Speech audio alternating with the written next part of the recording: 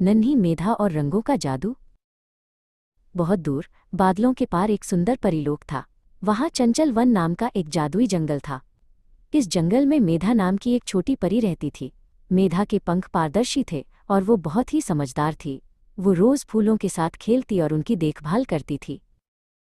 मेधा का सबसे अच्छा दोस्त चिक्की नाम का एक गिलहरी था। चिक्की बहुत नटखट था।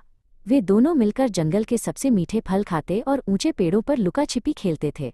चंचल वन के पेड़ हमेशा नीले, गुलाबी और सुनहरे रंगों से जगमगाते रहते थे। एक दिन अचानक जंगल की रोशनी कम होने लगी। आसमान में एक बड़ा स्लेटी रंग का बादल छा गया। यह कोई साधारण बादल नहीं था, ये रंगचोर बादल था। वो जहां भी जाता वहां के सारे रंग चुरा लेता और सब कुछ सफ़ेद और काला कर देता। जंगल की परी रानी ने अपनी जादू की छड़ी घुमाई, लेकिन बादल पर जादू का कोई असर नहीं हुआ। रानी परी ने कहा, यह बादल केवल जादुई ताकत से नहीं जाएगा। इसे भगाने के लिए हमें किसी बड़ी चतुराई की जरूरत है। सभी परियां डरकर छिप गईं।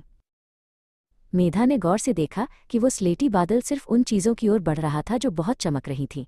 उसने देखा कि जैसे ही बादल एक चमकते हुए फूल को छूता, वो फूल बेजान और धुंधला हो जाता। मेधा को एक उपाय सूझा।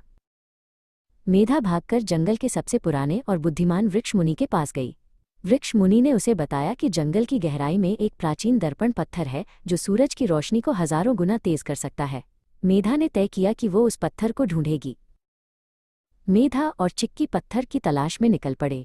रास्ते में सब कुछ बेरंग होता जा रहा था। अंत में उन्हें एक गुफा के अंदर वो जादुई दर्पण पत्थर मिल गया। वो बहुत भारी था, लेकिन मेधा ने हार नहीं मानी।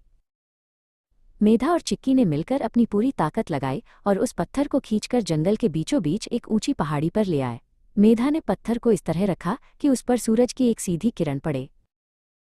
जैसे ही सूरज की किरण पत्थर पर पड़ी, उससे एक बहुत तेज रंगीन रोशनी निकली। स्लेटी बादल ने जैसे ही उस तेज रोशनी को देखा, वो डर गया। रोशनी के टकराते ही बादल के अंदर कैद सारे रंग आज़ाद होकर वापस जंगल में गिरने लगे। चंचल वन फिर से रंगों से भर गया। फूल महकने लगे और पेड़ फिर से सुनहरे हो गए। रानी परी ने मेधा को जंगल की रक्षक का खिताब दिया। मेधा ने साबित कर दिया कि असली ताकत सिर्फ जादू में नहीं, बल्कि सूझबूझ और बुद्धिमानी में होती है।